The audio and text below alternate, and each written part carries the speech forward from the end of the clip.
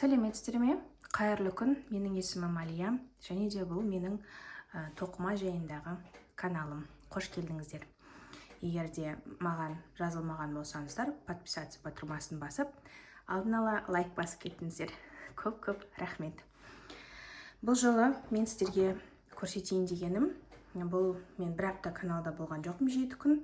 Сол 7 күннің ішінде тоқылған заттарым, және де референдум кезінде болған жәрмеңке жайында кішігірім айтқым келіп тұр. Менен бір кішігірім отчет жәрмеңке жайында. 15 күні Конституцияға референдум болғанда, сайлау болғанда, мен референдумға, ярмаркаға шыққан болатынмын жәрмеңкеге. Сол жәрмеңке жайлы кішігірім ақпарат айтып кетпекшімін. Және де қандай сатылым болды, қанша сатылым болды дегендей ақпарат. Ал бірінші сіздерге осы 7 күннің ішінде тоқылған заттарым көрсете кеткім келіп отыр.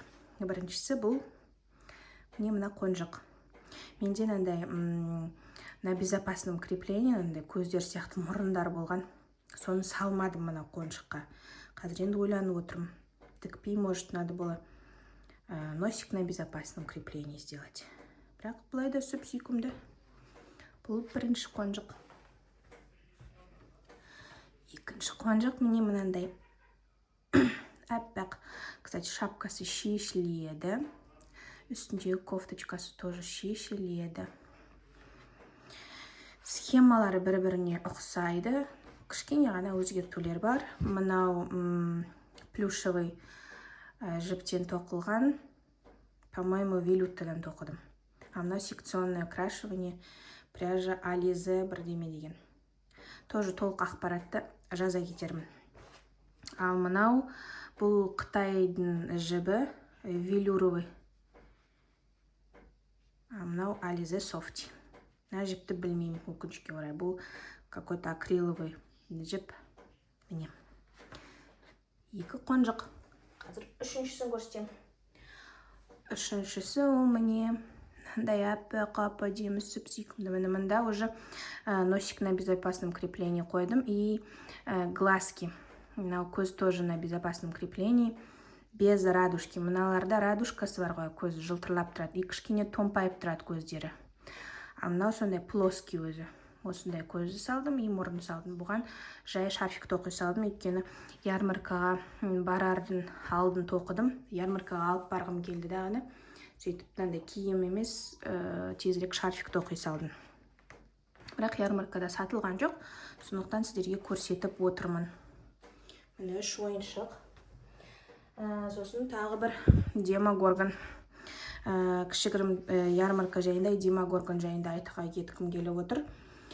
Мен негізі ярмарка референдумның уақытысы болғанымен мектепте болатын болды. Мен шақырған ярмарка Астана қаласындағы 77-ші гимназияда. Сол гимназияға барып референдумда ярмаркаға қатыстым. Мектеп болғаннан кейін оқушылар да болды, ішінде концерт та болды. Үлкен кісілер отбасымен келіп сайлауға қатысқандар болды. Мен осындай танымал фильм ғой, осы да деген. Очень странные дела. Танымал болғандықтан бәрі жақсы өтіп кете ме деп ойлаған болатынмын. Расы керек. Бірақ өкінішке олай болмай шықты. Очень странные деладан осындай ойыншықтарымның біреуі де өткен жоқ. Міне. Бірақ таныды. Балалар таныды. Демогоргон деп айқайлап, кәдімгідей подростықтар.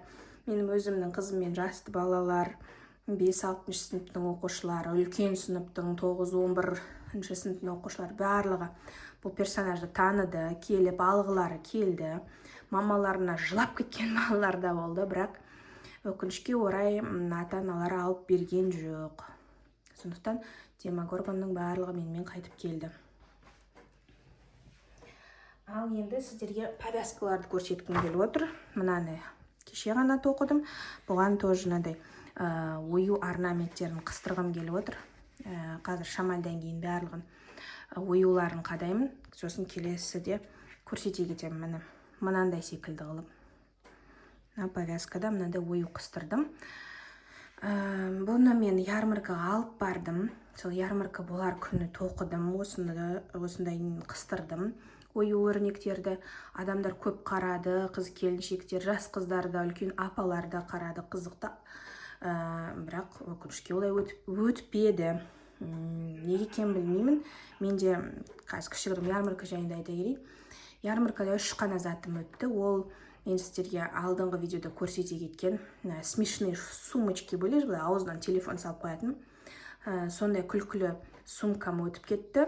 Және де мынандай дымы жоқ, бірақ бордовый түстегі осындай повязка өтті. Дәл осындай, тек бордовый цветте, мынандай бордовый цветте тоқылған повязкам өтіп кетті. Ешқандай оюсыз. Мынау оюмен қалып қойды. Мынау кеше тоқылған, бұл ярмаркаға барған жоқ. Және де мынандайын тоқыдым. Шіптер жабысып қапты. Осындай 3. Бұл повязкаларға да осылай ою өрнек қыстырам ба деп отырмын. Өйткені мен наурызда 21-22-сіне біздегі жерұйық паркінде Астанада тоже ярмаркаға шақырып отыр. Алматинский акимат соған барсам ба деген ой бар, план бар деп айтайыншы. Бірақ әлі белгісіз. Міне осындай повязкалар. Бұлар жақсы созылады. Кішкентай баланың басына да, үлкен адамның басына да әдемі кете береді. Повязкалар, ойыншықтар. Ойыншықтың 3-еуін бүйтіп әдемі бүйтіп қояйын, кадрда тұра берсіне. Енді сіздерге сумкаларды көрсеткім келіп отыр. Мен былай сумочкаларды да оюмен әдемілеп сәндеп қойдым. Телефонға арналған сумкалары менде өте адамдар қызықты, алғылары келіп, прям мә қалай күшті деп айтқандар көп болды. Бірақ референдумда көбісі былайша айтқанда бір зат сатып алуға емес, тікелей кәдімгідей қыдыру болмағаннан кейін, референдум болғаннан кейін таңғы уақытта көп келді. Мен ярмаркаға 8-де келсем, примерно 8-ден 11-лерге дейін шығар адам көп болды. Прям отбасылармен келіп, суретке түсіп, сыйлық алып, сондай концерт көріп, сондай болды. Бірақ олар менің өзі ойым, ол жерде ярмарка болатынын білген жоқ. Біріншіден, ал екіншіден олар бірдеңені алуға дайын болып келген жоқ. Кейбір сол районда тұратын адамдар көрініп тұрды, прям үйден магазинге шыға салғандай қарапайым жай киіммен, үй киіммен кіріп, дауыс беріп шығып кетіп жатқандар да көп болды. Жұмыс бабымен келіп жатқандар да көп болды. Өйткені келіп адамдар госслужащийлар в особенности маған жұмысқа отчетқа керек деп дауыс беріп жатқандар суретке түсіріп алып кетіп жатты. Міне осындай жағдайлар болды. Бірақ мен өкінбеймін, ярмаркаға қатысқаныма. 3 қана затым сатылса да, ол сумка, жаңағы повязка, смешной сумка мен повязкам өтіп кетті. Сосын тағы не өтіп, ұмытып қалғаным ше. Тоторо. Менің тоқылған тотором алдыңғы видеода көрсеңіздер болады. Сол тоторо өтіп кетті. Осы 3 зат қана өтті. Енді міне тағы да бір сөмке. Бұған мынандай қылдыртып қосып қойдым. Барлығы телефонға арналған сумка ғой, білесіздер ғой. Мен алдыңғы видеода, по-моему, көрсеттім. Мына видеода тек мен украшенияларымды көрсетіп жатырмын. Мына 3-ші сумка. Осындай әдемі ою өрнектерді қыстырып қойдым. Көздің жауын алатындай әп-әдемі болып тұр. Енді жерұйықтағы ярмаркаға наурызға арналып ұйымдастырылып отырғаннан кейін бұл деген кәдімгі біздің қазақи жаңа жыл болғаннан кейін ойлаймын, наурызды тойлауға жерұйық паркіне адам көптеп барады, көбінесе бала шағасымен барады, уже празднование екенін, тойлау екенін біліп, ақша жаратуға дайын болып келеді адамдар. Сол кезде ярмаркада жақсы өтеді деген үміттемін. Сондықтан да осындай заттарымды қазақи етіп дайындауға тырысып жатырмын. Міне мынандай сөмке, міне. Ал енді сіздерге бағасын айта кетейін бе? Бағасы Мен Тоторо ойыншығын ярмаркада 8.000 теңгеге саттым. Қызыл повязканы 4.000 теңгеге саттым. Және де сумочканы мен 5.000 теңгеге саттым. Аузынан телефон салатын күлкілі сумочканы 5.000 теңгеге саттым. Сондағысы пайдам 17.000 теңге. Таңғы 8-ден обедкі 4-ке дейін отырдым. Ярмаркада референдум болғанда, сонда адам прям өте көп болды, кіріп шығып жатты. Сонда жұмыс істейтін адамдар болды, оқушылар, мұғалімдер, ішінде кішігірім концерт болды. Сол концертке келіп выступать еткен адамдар, адам аз болды деп айта алмаймын, көп болды. Адамдар сұрап жатты, келіп жатты, шығып жатты. Инстаграм, тикток сұрап жатты. Бірақ мен өкінішке орай Инстаграм мен тиктокты жиі жақсы жүргізбеймін. Бірақ, как сказать, я пытаюсь вести хорошо, но времени совсем не хватает, если честно. Вот солай, менің кішігірім отчетым ярмаркада 300 зат сатылды. Пайдам 17.000 теңге болды.